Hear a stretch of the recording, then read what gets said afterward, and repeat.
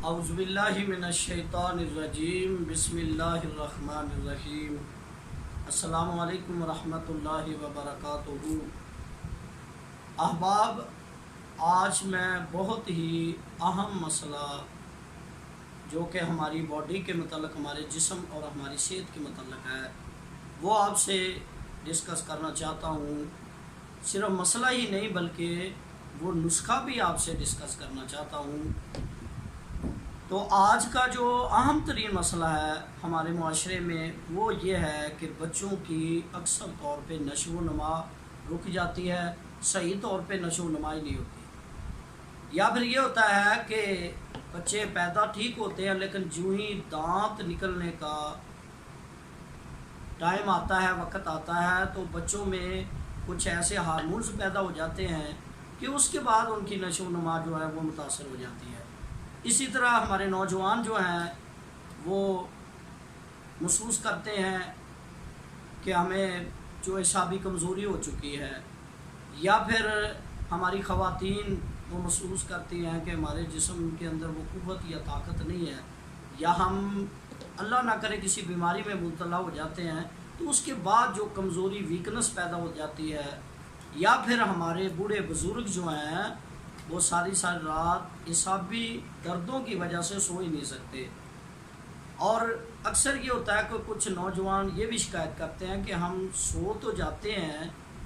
ایسے جیسے یا کوئی میڈیسن یوز کر کے یا جیسے بھی، لیکن نیند کے بعد ہمیں وہ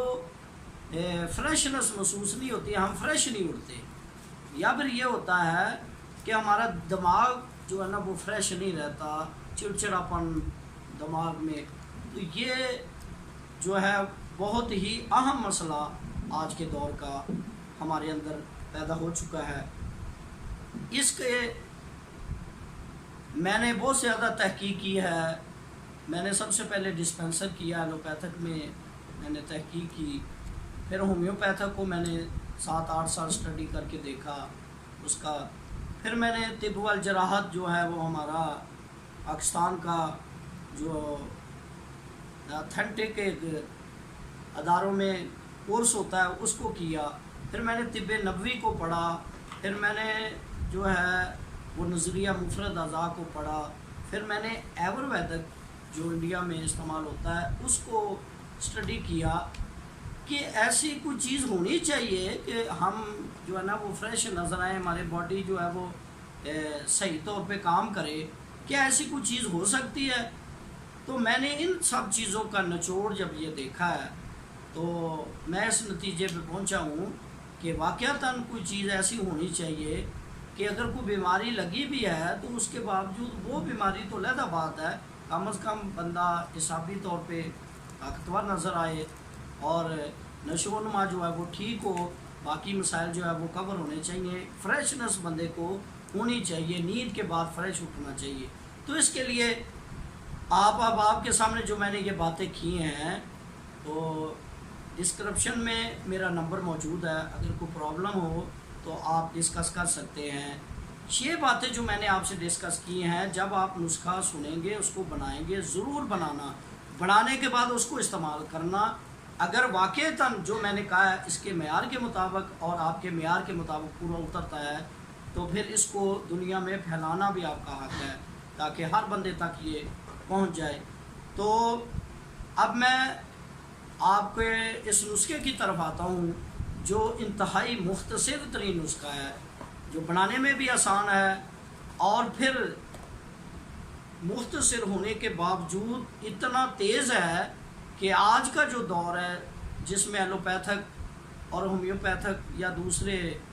طریقہ ہے علاج نے وہ تیزی کے ساتھ اثر انداز ہوتا ہے، تو یہ نسخہ بھی انشاءاللہ ایسے ہی بڑی تیزی کے ساتھ جو ہے نا وہ اثر انداز ہوگا۔ تو آپ دیکھیں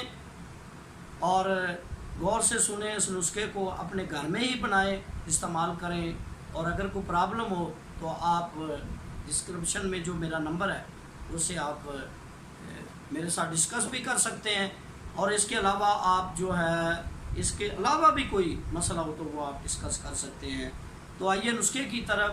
انتہائی مختصر ترین نسخہ گودنتی کی ایک ڈلی جو ہے نا وہ آپ اپنے علاقے کے کسی بھی پنسار سٹور سے لیں، انتہائی سستی ترین ہوگی گودنتی، وہ آپ خرید لیں، وہ ڈلی کی صورت میں آپ کو مل جائے گی۔ اور اس کو جو ہے